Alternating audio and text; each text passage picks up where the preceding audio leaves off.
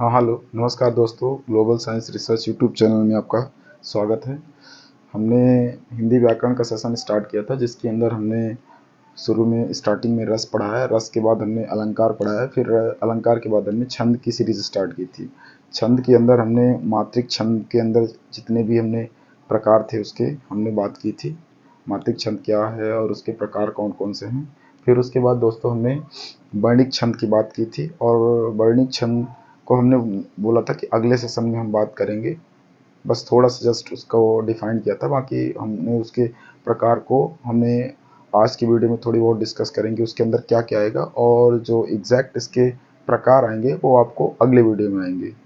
तो आइए दोस्तों बात करते हैं। हमने छंद के अंदर बात की थी कि वर्ण और मात्राओं से बंधी हुई रचनाओं को हम क्या कहते हैं, छंद कहते हैं। ठीक है, अब उन्हीं वर्ण और मात्राओं में हम देखेंगे कौन सी वो वर्ण और मात्राएं होती हैं, उनकी बात करेंगे। ठीक है, क्लियर है। तो हमने मात्राओं में बताया था कि आपको जिनकी गणना, जिस छंद की गणना मात्राओं के आधार पर होती है उन्हें मात्रिक छंद कहते हैं। जिन छंद की गणना वर्णों के आधार पर होती है उन्हें वर्णिक छंद कहते हैं। ठीक है, तो हमने वर्णिक छंद की बात करेंगे तो वह छंद जिसमें हम किसी काव्य में गणना वर्णों के आधार पर करते हैं उसे बोलते हैं वर्णिक छंद। वर्णिक छंद के प्रकार का हम थोड़ा जिक्र यहाँ कर लेते हैं, बाकी हम अगले सेशन वीडियो में बात करेंगे। क्योंकि दोस्तों आपको वर्णिक छंद पढ़ने से पहले आपको इनके वर्ण कौन कौन से आएंगे वो आपको पता होना चाहिए। ठीक है ना, गण क्या क्या है वो पता होना चाहिए, क्योंकि इन्हीं के आधार पर तो हम गणना करते हैं, तो इसका मतलब इनको हमें पता होना चाहिए। तो देखिए, वर्णिक छंद में हमें आपको क्या क्या मिल जाएगा, कवित्व मिल जाएगा, सवैया मिल जाएगा। सवैया में भी दो टाइप आपका, दुर्मिल और मतगेन सवैया, और इसके बाद मदाक्रांता और घनाक्षरी। आप बोलोगे और भी होते होंगे, नो डाउट में भी, लेकिन हमें जो ज़रूरत के हिसाब से है, हमें जो ज़्यादातर पूछे जाते हैं वो इन्हीं में से पूछे जाते हैं। ठीक है, तो हम इन्हीं की बात करेंगे अगले वीडियो में, लेकिन केवल प्रकार कौन कौन से ये आपको आइडिया होना चाहिए। ये तो दोस्तों प्रकार हम अगले वीडियो में बात करेंगे, लेकिन हम आज क्या बात करने वाले, तो आज हम गण बात करने वाले। गण क्या है उसको परिभाषित करेंगे, फिर इसके बाद प्रकार की बात करेंगे, या कह सकते हैं कि ये छंद प्रकार हो गए। प्रकार के बाद फिर हम छंद के अंग की बात करेंगे। ठीक है, क्योंकि इन्हीं का उनमें रोल रहता है। ठीक है, तो ये चीज़ें आपको आना चाहिए। तो अगर हम बात करें सबसे पहले गण क्या है। ठीक है,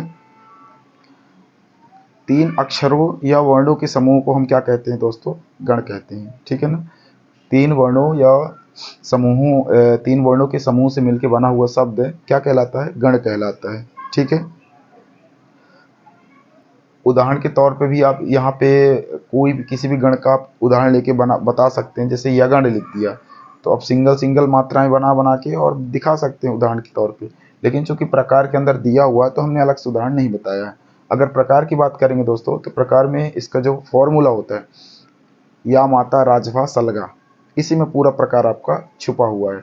यगण मगड़ तगड़ जगड़ नगड़ भगड़ सगड़, ये आपके आठों प्रकार आपको मिल जाएंगे। ठीक है, तो इसे अगर हम सूत्र के हिसाब से निकालना चाहे तो देखिए, या माता तीन का समूह ये हो गया, फिर दूसरा आ जाएगा मातारा, फिर तीन का समूह क्या हो गया, ताराज, फिर तीन का समूह क्या हो जाएगा, राजभा, फिर तीन का समूह क्या होगा, जभान, फिर तीन का समूह क्या होगा, भानस, और फिर तीन का समूह क्या होगा, नसल, और फिर लास्ट में तीन का समूह सलगा। इस तरीके से आपने क्या निकाला, या माता, मातारा, ताराज, जब राजभा, जभान, भानस, नसल और सलगा। अगर इसे हम गण में पढ़ेंगे तो क्या बोलेंगे, या से यगण, मा से मगड़, ता से तगड़, जा से जगड़, रा से रगड़, और ना से नगड़, और भा से भगड़, और ना से नसल, ना से नगण हो गया, और इसके बाद सा से सगण। अब इसमें दोस्तों जब आप मात्राओं की गणना करेंगे तो आप हम बोलेंगे तो इनको, लेकिन हम मात्रा इनके हिसाब से निकालेंगे। ठीक है ना, दैट मीन्स इसकी बात कर सकते हैं। देखिए, जब हम गण में लिखेंगे तो गण में हम इनको लिखते हैं, या से यगण लिखेंगे, मा से मगण, और ता से तगण, रा से रगण, और जा से जगण, भा से भगण, न से नगण, और स से सगण। लेकिन मात्रा हम ये वाला लगाएंगे। ठीक है, मात्रा हम इनके हिसाब से निकालेंगे। क्लियर है, ये बात ध्यान रखिएगा। तो जब हम परिभाषित करेंगे, मान लीजिए दुर्मिल कवित्व किसी को परिभाषित करेंगे तो हम ये बोलेंगे 8 यगण के योग से इतनी मात्राएं होती हैं, तो वहाँ पे हम कहीं ना कहीं यगण वगण ये इनका इस्तेमाल करें, क्योंकि हम गण की बात कर रहे हैं। ठीक है ना, या से आने वाला यगण, मा से आने वाला मगण, पा से आने जा से आने वाला जगण, ता से तगण, इस तरीके से ये हमको ऑलरेडी डिफाइन हो जाता है जब हम इस्तेमाल करते हैं। ठीक है, चलिए इसका उदाहरण देख लेते हैं। या माता का फॉर्मूला क्या है, एक लघु गुरु गुरु गुरु, मातारा का क्या है, गुरु गुरु गुरु। अच्छा, इसका उदाहरण भी देखते चलते हैं। तो इसका उदाहरण क्या है, भवानी, भा में भी सिंगल होगा, वा में भी और नी में भी होगा सिंगल। हम चाहे तो यहाँ भी आपको करके बता सकते हैं, ठीक है ना, भवानी, ठीक है। इसके बाद दूसरा क्या आ जाएगा, सोनाली, देखिए इसमें माँ तारा है ना। फिर इसके बाद तराज, तराज में क्या है, गुरु गुरु लघु, तो इसमें क्या होगा, सोहेब, ठीक है।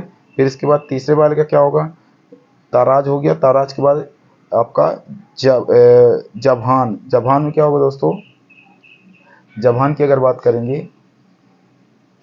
तो राजभा, अच्छा सॉरी, राजभा है फिर जभान है। राजभा में दीर्घ लघु और दीर्घ, तो यहाँ पे क्या होगा, भारती, तो भारती, ठीक है। इसके बाद नेक्स्ट बात करेंगे आपका क्या, जभान, तो जभान में क्या है, सिंग गुरु लघु गुरु लघु, तो यहाँ पे क्या हो जाएगा, गणेश, ठीक है। इस तरीके से आपका ये वाला बन जाएगा। इसके बाद नेक्स्ट है शंकर, शंकर में क्या होगा, शंकर की अगर बात करेंगे तो आपका गुरु लघु लघु, ठीक है ना, गुरु लघु लघु, तो यहाँ पे क्या हो जाएगा, गुरु लघु लघु। फिर इसके बाद क्या है, नस्ल, नस्ल की अगर बात करेंगे दोस्तों तो नस्ल में क्या है आपका सिंगल सिंगल है, तो नस्ल में क्या हो जाएगा, single single single single single, मतलब कि लघु लघु। और इसके बाद है कमल, तो कमल में क्या हो जाएगा दोस्तों आपका सलगा, सलगा में क्या है, कमला, कमल नहीं है कमला है, लघु लघु और दीर्घ, लघु लघु दीर्घ, ठीक है दोस्तों। ये आपका क्या है, ये आपका एक चार्ट है, जिस चार्ट के थ्रू आप क्या कर सकते हो, बाकी मात्राएं निकाल सकते हो। तो ये आपको तब काम आएगा जब आप क्या करोगे, जब आप वर्णिक छंद की बात करोगे, ठीक है ना, वर्णिक छंद के प्रकार की बात करोगे, तब ये काम आएगा दोस्तों। इसके बाद अब अगला क्या बात करने वाले, तो अगला थोड़ा सा छंद के अंग, जो कि हमें थोड़ा पहले ही डिस्कस कर लेना चाहिए था, तो उसकी बात करेंगे, ठीक है दोस्तों। तो आइए, आई होप ये आपको समझ में आ गया होगा। अब आप छंद के अंग की बात करते हैं। देखिए छंद के अंग की अगर बात करेंगे तो छंद में आपको ये कुछ आपको क्या मिल जाएंगे अंग उसके, वैसे तो आपको 4 ही मिलेंगे, लेकिन ये 2-3 हमने एक्स्ट्रा ऐड कर रखा है ताकि आपको आइडिया हो कि ये भी होते हैं। तो आपका क्या क्या हो जाएगा, चरण, यति, गति, तुक, तुकांत, अतुकांत, लय और मात्रा। मात्रा तो कॉमन है, वो तो सबको पता है, लेकिन ये जो आपको 5-6 दिख रहे हैं ना, ये तो रहते ही रहते हैं। अब ये आपने जब छंद पढ़ा होगा तो हमने आपको हालांकि थोड़ा सा आइडिया दे दिया था, लेकिन आपको वहाँ आइडिया ज़्यादा नहीं आया होगा, किसको चरण बोलते हैं, किसको यति बोलते हैं, किसको गति बोलते हैं, किसको तुक, तुकांत, किस अतुकांत। एक पंक्ति भी आप इसमें ऐड कर सकते हैं, ठीक है ना, पंक्ति भी हमने ऐड नहीं किया, पर कोई बात नहीं। अगर आप चरण की बात करेंगे दोस्तों, तो जहाँ पंक्तियों छंद पंक्तियों में जब बटा रहता है, छंद जब क्या हो पंक्ति में बटा रहता है, तो पंक्ति के एक भाग को क्या कहते हैं, कोई भी छंद या छंद की जगह काव्य बोल सकते हैं, कोई भी काव्य इसमें पंक्ति में बटा रहता है, और पंक्ति के एक भाग को क्या बोलते हैं, छंद, वो पंक्ति के एक भाग को चरण बोलते हैं, ठीक है। जैसे उदाहरण के लिए देखें, तुलसी पंछी के पिए घटे न सरिता नीर, ये दोहे का एक पंक्ति है, यहाँ से यहाँ तक पूरा क्या है, ये एक पंक्ति है, ठीक है। ये जो आपको दिख रहा है ना, यहाँ तक ये एक पंक्ति है, ठीक है। लेकिन हम क्या हमने बोला, एक पंक्ति का आधा, ये पूरा क्या है, पंक्ति है, ये पंक्ति का एक आधा, ठीक है ना, यहाँ तक या यहाँ से ले लीजिए यहाँ तक, क्या कहलाता है, चरण। जहाँ पे अल्प विराम लग जाए वहाँ पे क्या है, चरण, ठीक है, क्लियर है। तो यहाँ से एक पंक्ति, यहाँ से यहाँ तक दूसरी पंक्ति, ठीक है। अब दूसरा आते हैं यति दोस्तों। यति क्या है, यति में क्या है, जहाँ छंद में या काव्य में अल्प समय के लिए रुकना पड़े, ठीक है, तो उसको बोलते हैं क्या, यति। अब यति का अर्थात एक चरण को हम एक यति बोल सकते हैं, ठीक है। तो अब यहाँ पे देखेंगे कि तुलसी पंछी के पिए, अब देखिए यहाँ तक, यहाँ से हमने चलना स्टार्ट किया, यहाँ हमने रुक गए, तो यहाँ पे क्या हुआ, एक यति। अगर अगला भी आप बोलेंगे ना, तो जहाँ से आप स्टार्ट करेंगे वहाँ से अंत तक वो भी क्या होगा, एक यति होगा, ठीक है। तो ये बात ध्यान रखिएगा, जहाँ अल्प समय के लिए रुकना पड़े उसे क्या बोलते हैं, यति, ठीक है। इसके बाद गति आता है। गति में आपने पढ़ा होगा, किसी काव्य या छंद को पढ़ने की जो स्पीड होती है, फ्लो होती है, उसको बोलते हैं क्या, गति, ठीक है। तो ये बात आप ध्यान रखिए। इसके बाद दिया है दोस्तों तुक। अब तुक की अगर बात करेंगे तो अच्छा, अब गति में देखा होगा कि जैसे आप गति में कुछ ऐसे कविता कहानी पढ़ने जिनको पढ़ने में थोड़ा सा स्पीड में पढ़ते हैं, किसी को धीमे पढ़ते हैं, किसी को स्लो, है ना। तो ये हमारे लय पे, एक हिसाब से लय भी कह सकते हैं इसको, लय पे डिपेंड करता है, ठीक है। उसके बाद आता है दोस्तों तुक। तुक आसान है, किसी भी छंद के अंत में, ठीक है ना, अगर समान वर्ण आए, समान लेटर आए तो उसको क्या बोलते हैं दोस्तों, तुक बोलते हैं। जैसे तुलसी पंछी के पिए, घटे न सरिता नीर, धर्म किए धन ना घटे, जो सहाय रघुवीर। ज़्यादातर दोहे में आपने देखा होगा कि लास्ट में आपको समान वर्ण या समान लेटर मिलता है, उसको क्या बोलते हैं, तुक बोलते हैं, ठीक है। आई होप इतना समझ में आ गया होगा। इसके बाद बात करते हैं दोस्तों तुकांत। तुकांत की अगर बात करेंगे तो छंद के दोनों पंक्ति, ठीक है ना, छंद के दोनों पंक्ति या चरण के अंत में समान वर्ग या शब्द आए तो उसको क्या बोलते हैं, तुकांत। वर्ण आए तो तुक, और अगर समान वर्ग आए या शब्द आए तो तुकांत। जैसे उदाहरण के लिए, प्रभु ने तुमको कर दान किए, सब वंचित वस्तु विधान किए। तो यहाँ पे आपको दिख रहा होगा एक चीज, क्या दिख रहा होगा यहाँ पे, यहाँ पे एक चीज दिख रहा होगा आपको, यहाँ पे समान वर्ड आ गया, समान शब्द आ गया, तो इसको बोलते हैं तुकांत। क्या बोलते हैं इसको दोस्तों, तुकांत। क्या आ गया, समान वर्ड, ये सब सॉरी समान शब्द, ठीक है, तो उसको बोलते हैं तुकांत। इसी से मिलता जुलता तुकांत है।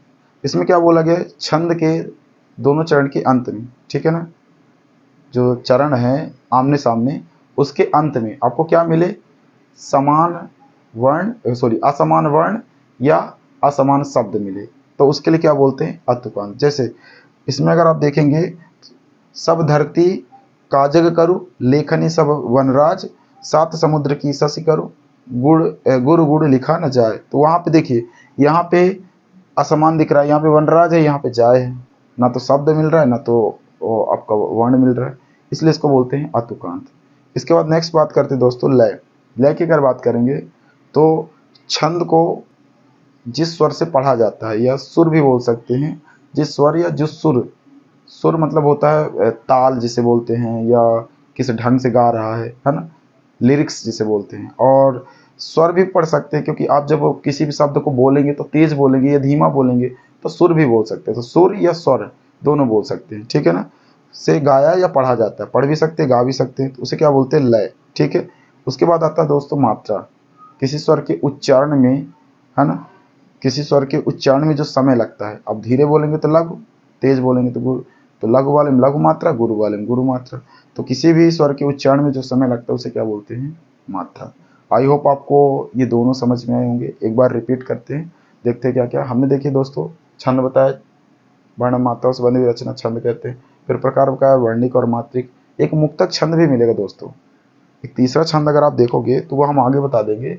एक तीसरा छंद भी इसमें दिया हुआ है, मुक्तक छंद, ठीक है।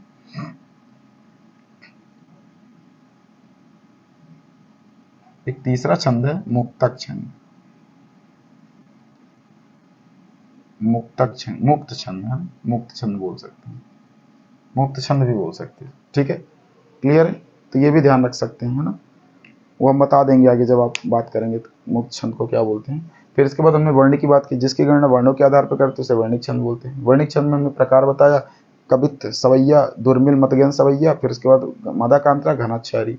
फिर उसके बाद बात करते दोस्तों, हमने परिभाषित किया गण को, तो गण को बताया कि तीन वर्णों के समूह को हम लोग क्या बोलते हैं, गण बोलते हैं। गण के प्रकार में बताया या माता राजभा सलगा, जिसके अंदर हमने बताया या माता, मातारा, तराज, जभान, ये उसके अलावा तराज, राजभा, जभान, भानस, नसल और सलगा।